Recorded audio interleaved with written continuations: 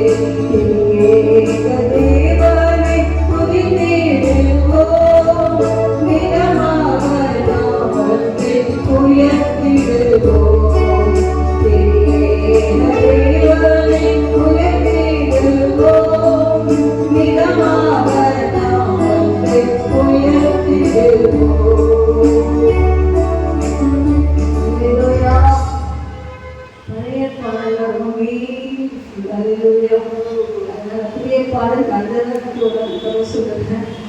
பழைய பாடல் என்பது ஆழமான ஒரு அனுபவத்துக்குரிய பாடல்கள்.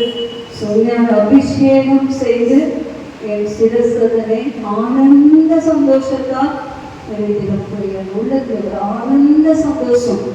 போதுன்னு சொன்னான் அவர் மேலே என் அபிஷேக தைலத்தை ஊற்றும் போது ஆனந்த தைலம், ஆனந்த அபிஷேக தைலம். அபிஷேகத்தை நிறைய வெரைட்டிஸ் இருக்கு.